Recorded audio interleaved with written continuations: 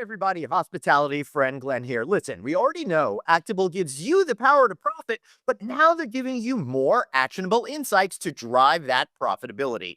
Do me a favor, take a moment and check out hoteldata.com. You're getting set for budget season, right? And this new benchmarking data is going to help compare your hotel's performance for the rest of 2025 and into 2026. Please check out hoteldata.com or the classic actable.com. Have a great day and enjoy the show. Hey, everybody, it's your hospitality friend Glenn here. Thanks for tuning in today. So, listen, if you're anything like me, you're a little bit confused about what's going on with the hospitality construction pipeline. A lot of mixed information going on out there. There's a lot of this, there's a lot of that, and we've got a lot to sort through. So, I said to myself, who's the best person to talk to help figure this out? So, I called. Then I called again and called again. Finally responded to my calls. Only didn't respond because he knew it was me. If you called, you'd respond. Bruce Ford, launching Econometrics. Bruce, great to see you today. Before we started recording, you said a great phrase to me about these many intersecting trends that right now we've hit the plateau of uncertainty. Welcome. Kurt Cobain had a great song about that. Nirvana, Yeah. On the Plateau. Yeah. Okay. It's the plateau. Okay. We've been here many times, ladies and gentlemen, in the hospitality industry. We Yeah. have been on this plateau before. We've bounced off the bottom, but what is the real oversurfing trend, if you will? Okay. Because there's lots of trends. Okay. And we've been on the road now, Glenn, for a while, and we've heard Yep. from our constituency. And we're here to give it to everybody.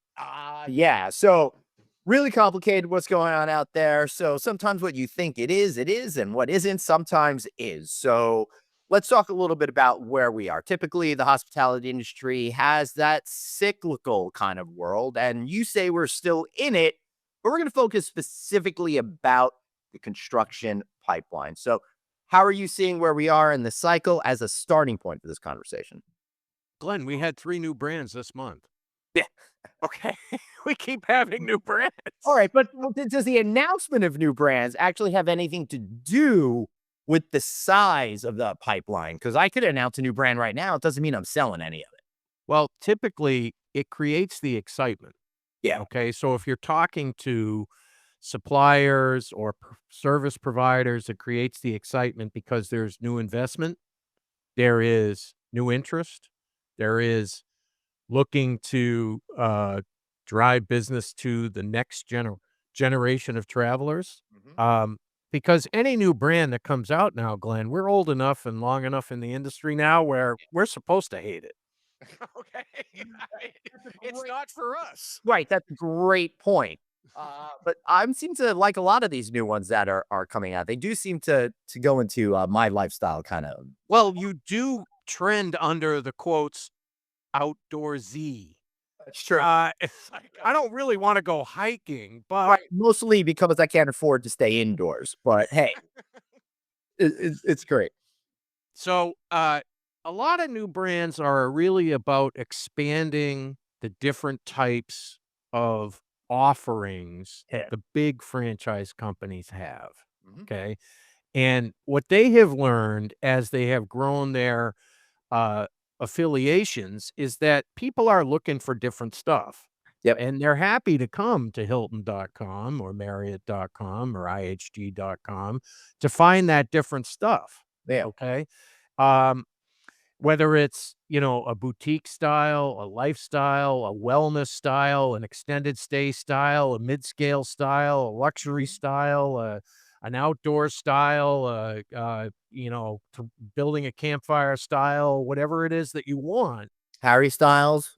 Yeah. I mean, you can get it now from many of the brand.com sites. Okay. And that's really what they have.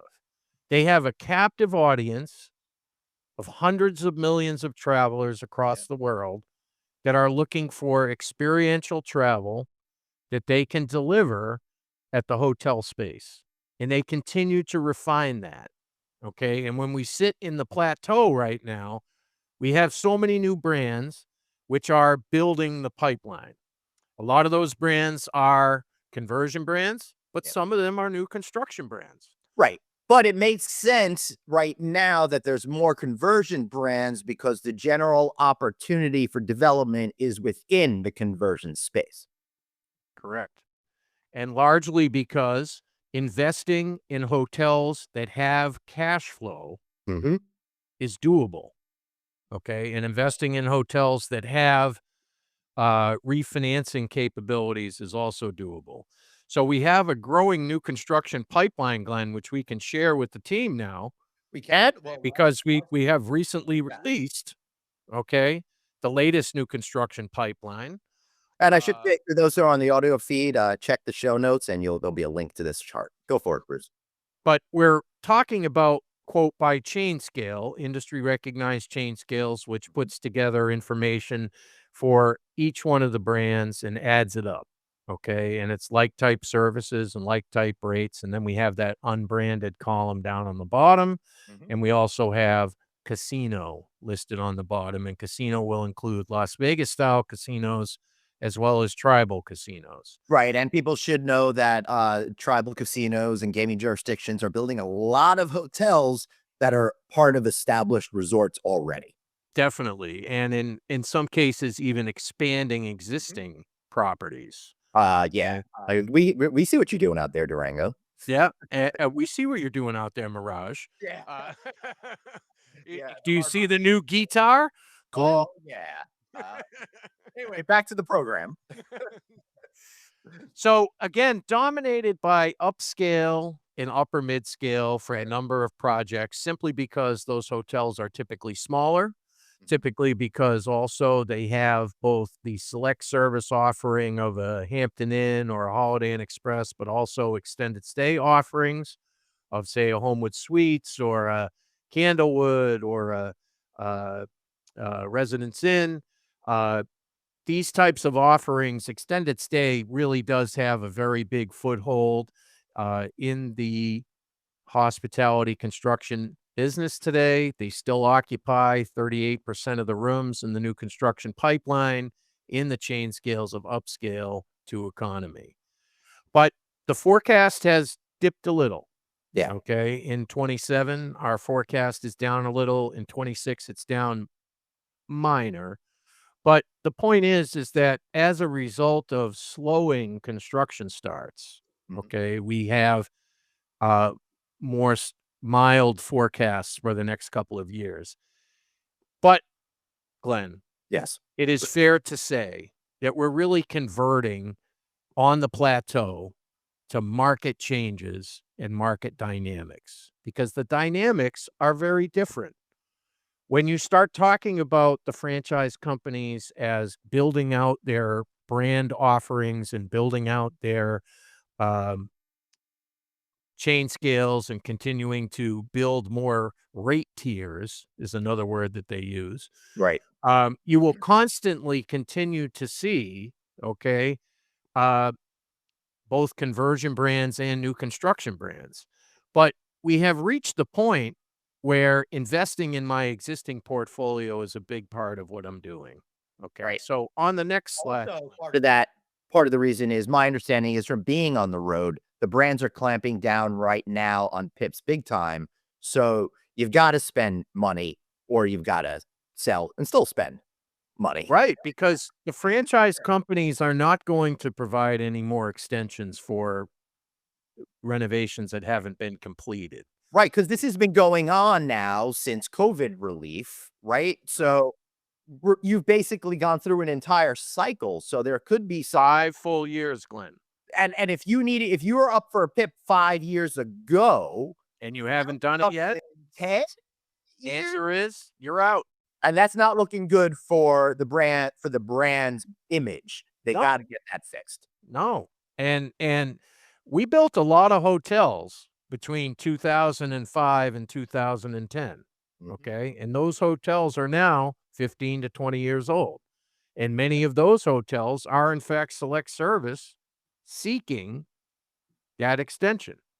Yep. Okay? So really the business is when we're on the plateau, we want to talk about new construction because it is a formation of the opportunity. But there is also a lot of projects happening in existing hotels, which will be driven by the conversion or change in brands, Hmm. the reinvestment in the property as an owner management company through renovation. Hmm. And then also there will be a number of hotels that will sell. And as a result of that transaction, you have a completely recapitalized hotel that can now afford to do that renovation that is needed. So Right. even if it's not going to continue as the brand that it was, there's going to be a renovation to reshape, replatform, and restart with that Right. hotel. Because typically, anytime a property changes hands, money is invested on that property to make it better. So we got another slide, right, Bruce Ford? Yes. So we're seeing these markets, okay? And if I'm looking here Mhm. closely, Yeah. okay, and you see Dallas, okay, that doesn't include Fort Worth. If I was to add Fort Worth, Oh my goodness. okay, we'd have over 400 active projects. Woo! And we talked about how that corridor is the hottest in the country. It truly is. Uh, much of why it's happening there is the business growth and the Right. population growth and the Yep. people moving to Texas. Hmm. Um, Same thing with Nashville that we've talked about in the past. There's been a huge population surge over the last 10 years, continuing to drive the development. 100%. And when you have interest in leisure and entertainment destinations, which has really had a big resurgence since the pandemic, you can even see the population growing in Palm Springs and the Inland Empire and Phoenix and places that have the outdoor space that allows you to be able to get a little bit more uh, space and air and not be in a major urban center because more people are working remotely than ever before, Glenn. Yep. So the pandemic, albeit wasn't pleasant, okay, did create some new trends in the United States. And I can tell you for sure the hospitality industry is chasing after them. And I can tell you for sure that many of the brands that the hospitality companies are, in fact, launching have nothing to do with me and you. Yeah. Glenn, we're too old now. Hey, hey, speak for yourself. I'm still going to be in my early to mid 50s for another couple of weeks. So All right. I got. I'll I'll come down and celebrate, okay, my friend? Yeah, it's really not a pretty sight, but you're absolutely right.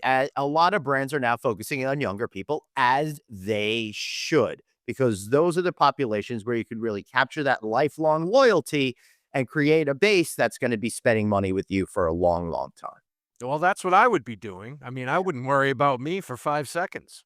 I mean, at the end of the day, Yep. okay? But these markets are some of the markets that are really attracting attention right now, Mhm. okay? I could put 5 more up here easily. I could put 10 more up here.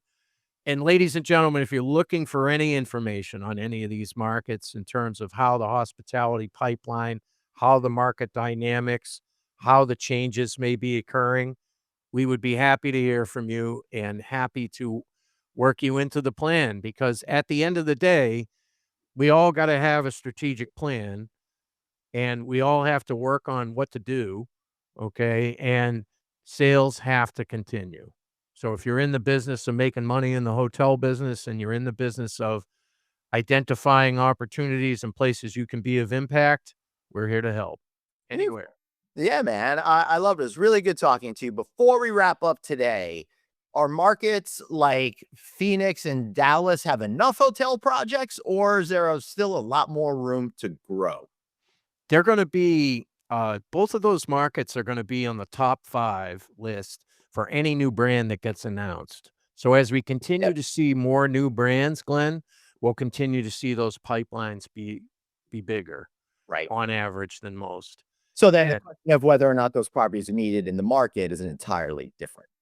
correct. I mean, you could say that the amount of exposure that these franchise companies are gonna seek in these markets is gonna be pretty unprecedented, and we're gonna figure out a way to talk about that in the next 30 days, Glenn. Yep, and we'll be back with another one. So, hey, everybody, thank you so much for watching. I want to thank Bruce. I want to thank you. Like, share, subscribe, and we'll see you back here another time.